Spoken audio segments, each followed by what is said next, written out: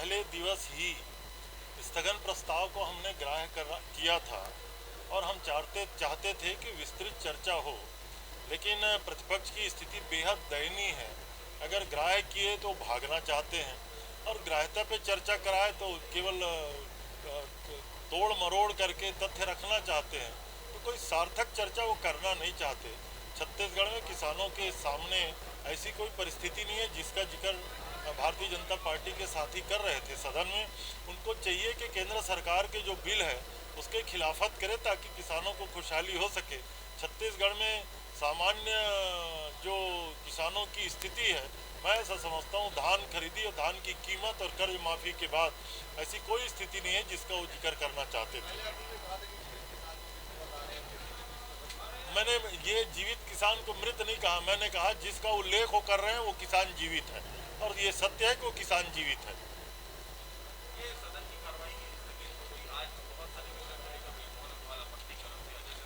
अब वो आज हमारा एक बहुत महत्वपूर्ण संकल्प था शासकीय। छत्तीसगढ़ केंद्र सरकार के डिसइन्वेस्टमेंट के कारण बाल्को जैसी हमारी बृहद परियोजना निजी हाथों में गई है और सरकार को, छत्तीसगढ़ की आम जनता को खूब नुकसान हुआ है। एनएमडीसी के द्वारा निर्माणाधीन नगरनार संयंत्र भी बेचने की तैयारी हो रही है। मोदी जी के शासनकाल में कई पब्लिक सेक्टर के कारखाने बिक रहे हैं।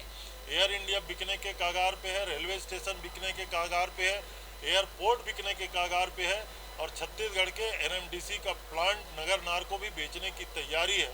हम शासन की ओर से शासकीय संकल्प लाए हैं कि ये छत्तीसगढ़ के हित पे कुठाराघात होगा। इसको केंद्र सरकार अपने निर्णय को वापस ले। हम आज चर्चा चाहते थे। प्रतिपक्ष का कहना है हम लोग भी गुण दोष के आधार पे सर्वसम्मति से इस प्रस्ताव को मंजूर कर सकते हैं, कुछ और आवश्यक दस्तावेज चाहिए। तो हमारे आदरणीय मुख्यमंत्री जी ने बेहद उदारता से उनकी बातों को स्वीकार किया और आने वाले समय में इसमें चर्चा कराएंगे। हम दस्तावेज उनको उपलब्ध करा देंगे।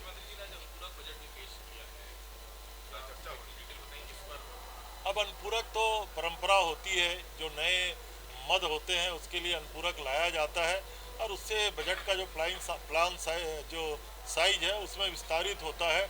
लगभग 2,500 करोड़ के आसपास का अनुपूरक, 2,500 करोड़ के आसपास का ये अनुपूरक है। आज पेश हुआ है, कल इसकी दिन भर चर्चा होगी तो जो भी तथ्य आएंगे छत्तीसगढ़ के लिए जो विशेष परियोजनाएं हम लोगों ने लागू की हैं और कोविड के चलते जो आवश्यकताएं हैं उसमें इसका उल्लेख किया गया है। दोनों अलग अलग बातें हैं। वो सामान्य सारी मौतों को गिनती कर रहे थे और उन्होंने स्वयं स्वीकार किया कि इसमें किसानों की मौत केवल 5 है और हम लोग इसी बात को कहते हैं कि लगातार जो उनके शासनकाल में मौत का आंकड़ा था वो बहुत ज़्यादा था। इसलिए मैं समझता हूँ ये केवल आंकड़ों की बाजीगरी थी। असल में 31 दिसंबर तक कस्टम मिलिंग के लिए स्टिकिंग सेंटर से अभी भी आदेश जारी हो रहे हैं, तो उसका नुकसान या फ़ायदा तो उसी दिवस के बाद ही बताया जा सकता है। वो अनावश्यक ऐसा हो सकता है भविष्य में, इसलिए ऐसी बातें हो रही थी। मैं समझता हूँ उचित नहीं था।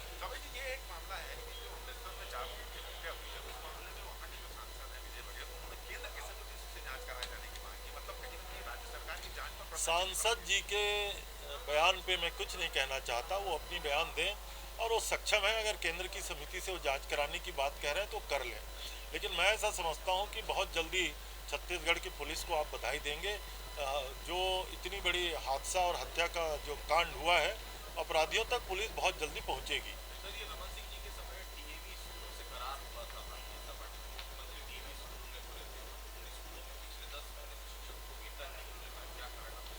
ये केवल एक स्कूल का काम नहीं है। डॉक्टर रमन सिंह जी के ज़माने से अनेक योजनाओं का इतना ही दुर्गति और हस्र हो रहा है।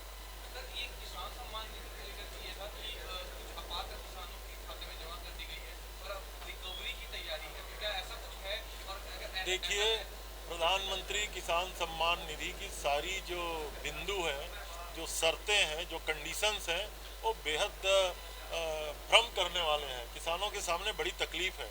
छत्तीसगढ़ में 32 लाख किसानों ने पंजीयन कराया है और दूसरी किस्त और तीसरी किस्त का अगर आप हिसाबें तो 6 लाख किसानों तक नहीं मिल पाया है। और उसमें भी अगर कुछ किसानों का गलत करके अगर वसूली की बात की जा रही है तो मैं समझता हूँ इस योजना का ये इतना हस्र इसी प्रकार होने वाला है।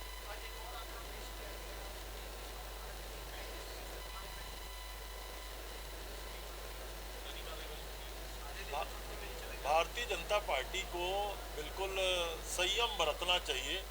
लगभग 35 लाख मीट्रिक टन धान की खरीदी हम कर चुके हैं और 90 लाख मीट्रिक टन धान की हमें खरीदी करना है। भारतीय जनता पार्टी को अपनी चिंता करें, हम किसानों की चिंता करने के लिए पर्याप्त हैं।